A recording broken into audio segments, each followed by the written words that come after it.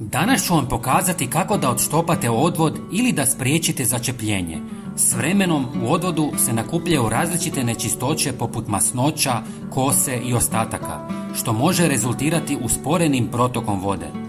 Ove nečistoće se postupno talože stvarajući potencijalne probleme poput začepljenja ili smanjenog protoka vode.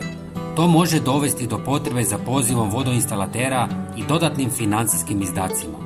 Zato pogledajte video do kraja kako biste to izbjegli.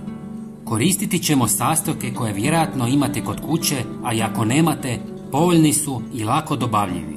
Pa krenimo redom.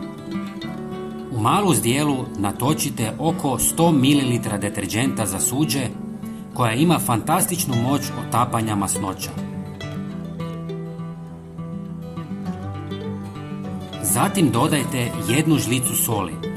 Sol je korisna za odštopavanje odvoda zbog svojih abrazivnih svojstva i sposobnosti otapanja nakupljenih nečistoća. Također djeluje kao prirodni antiseptik, pomažući u suzbijanju bakterija u cijevima, čime se smanjuje mogućnost neprijatnih mirisa. Zatim dodajte 100 ml octa koji pomaže u razbijanju masnoća i drugih nečistoća u cijevima, čime olakšava njihovo uklanjanje.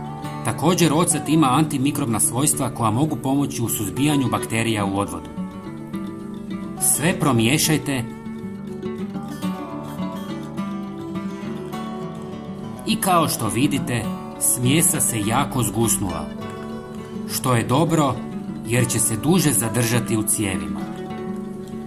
Ako je tekućina pregusta, dodajte još 100 ml vode i sve dobro promiješajte.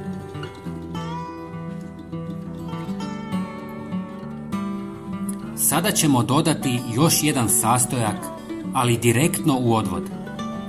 Prije nego idete spavati, kada više ne koristite odvod, dodajte 1 žlicu sode bikarbone, a zatim ulijte smjesu koju ste napravili.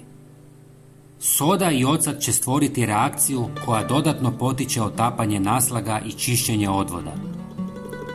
Sve ostavite da djeluje preko noći. Ujutro zatvorite sudoper i napunite ga vrućom vodom.